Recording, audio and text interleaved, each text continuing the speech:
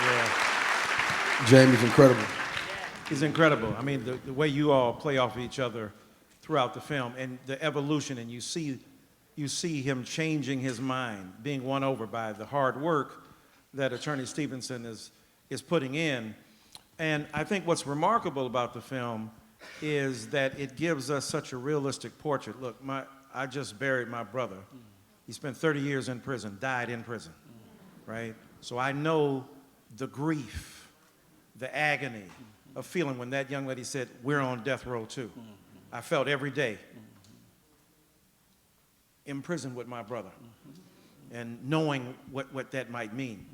But this communicates it so well, right? We have all these studies talking about, we don't think about the children of those who are in prison, the wives and husbands of those who are in prison.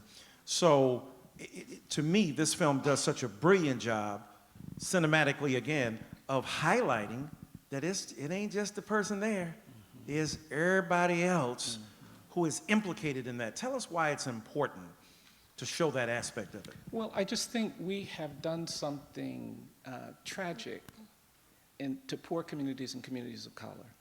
We went from 300,000 people in jails and prisons in the 1970s to 2.2 million people in jails and prisons today. Right. 6 million people on probation and parole. 70 million Americans have criminal arrest histories. That's almost a fifth of the population. And the impact on poor communities, there are zip codes in black neighborhoods where the expectation is 80% of the children are going to end up in jail or prison.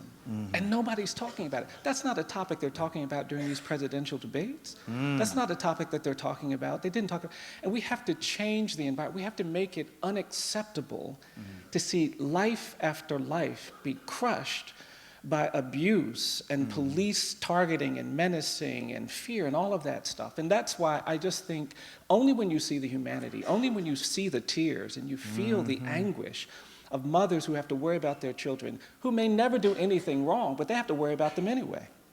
Doesn't matter how much money you have, doesn't matter how affluent you are, how gifted you are, how hard studying you are. If you're black in this country, you will go places where you're going to be presumed dangerous and guilty. And you have to navigate. Right. And I just think giving voice to the burden, I've been practicing law a long time. I'd argued a case at the US Supreme Court some years back, and then I had a hearing in the Midwest, not even in the Deep South. And I went to this courtroom, I had my suit and tie on, I was sitting at defense counsel's table, got there early, always there early. And the judge walked in and he saw me sitting there and he got angry. He said, hey, you get back out there in the hallway, you wait until your lawyer gets here. I don't want any defendants sitting in my courtroom without their lawyer. And I had to apologize, so I stood up and said, well, I'm sorry, Your Honor, I didn't introduce myself. My name is Bryan Stevenson, I am the lawyer. And the judge started laughing, and the prosecutor started laughing. I made myself laugh because I didn't want to disadvantage my client. Right. Client came in, a young white kid I was representing. We did the hearing, but afterward I was thinking, what is it when this judge saw a middle-aged black man sitting in a suit and tie at defense counsel's table, still didn't occur to him Still that that's didn't the see lawyer. it. And what that is this presumption of dangerousness and guilt. And I can tell you, as I get older, it's exhausting to have to keep, it is exhausting. It is. It's exhausting. Amen. And I just think we have to find ways to communicate to the rest of the world how unfair this burden is, how wrong this burden is. While we sing about liberty and equality and how great things are, we have to bring to life the burden. And that's why, for me, these performances are so valuable and so important, and these stories are so important. And getting them out there is going to be key to our capacity to create a different relationship to the complaints we make, the protests we make, the things we say about how this isn't really fair. And that's part of why I think this is so urgent, narrative work that you know so well. Oh, no. That's brilliantly stated. Another thing that struck me in the film, and both of you can probably talk about this, is the music. Right, the music, the choice of music, very particular, very specific. I know some of it, Willie Bobo, and with the funky sneakers and some of the, but very interesting, right? It cast, music really sets a tone. It can fill in narratives, it can further the story, it can give us a visceral, emotional impact where an intellectual one will not suffice. So, those kind of choices, it seems to me, are important. both from a filmmaker's perspective, but as an actor, when you watch the finished product, do you feel that kind of emotional connection? I mean, how's it working without the music and then seeing the music added on later? Yeah, I mean, one of the things that we always kind of, when we're first working on cuts and we're putting together the project, assembling scenes and whatnot, it's not color corrected, none of the visual effects are in there, and the music's not there. It's like literally like, disclaimers that you throw out there because it's not the finished product. So as you're putting it together, you're watching, you're looking at it, knowing that it's not going to be finished.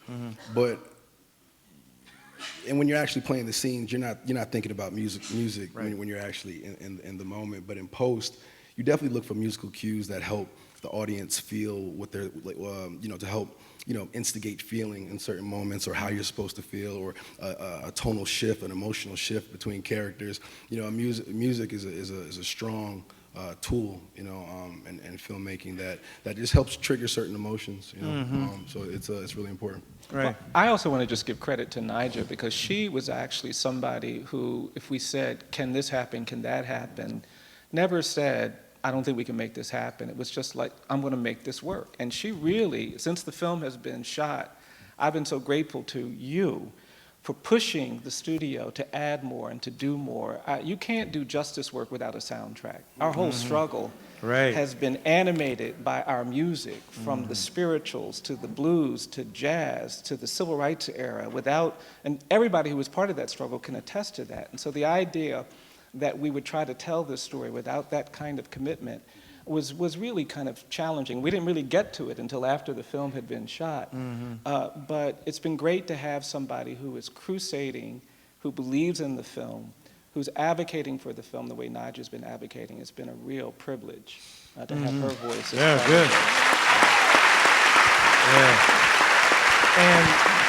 Easy to advocate, very easy to advocate. So.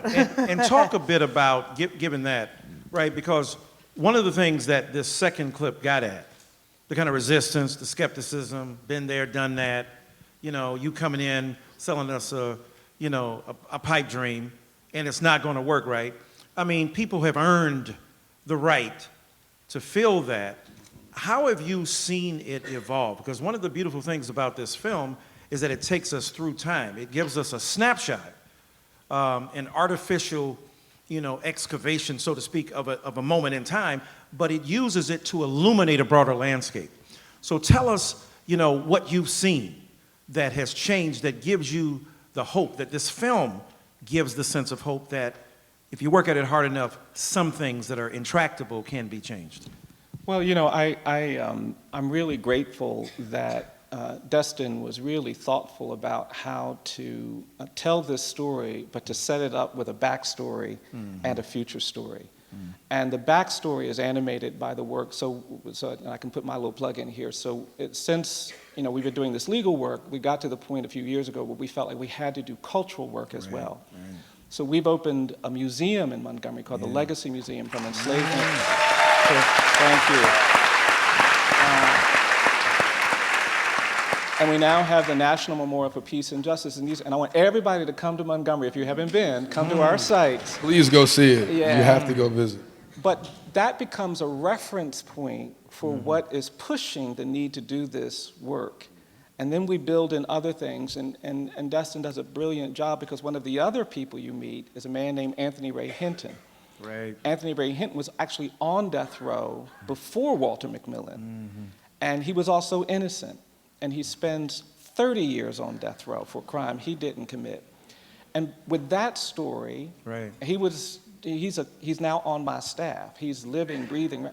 He's the first one you meet in the film as an intern, when you're an intern. That's right. From a school that I can't remember up the road here. Yeah, he's actually in North Alabama. But a school up that you went to school at, law school. I went to a school somewhere down somewhere there. Near here, right? Yeah. No, No, he's the one that's on death row with Walter. Yes. Right. Yeah, Right. that's right. Anthony Ray Hinton. But he was just released.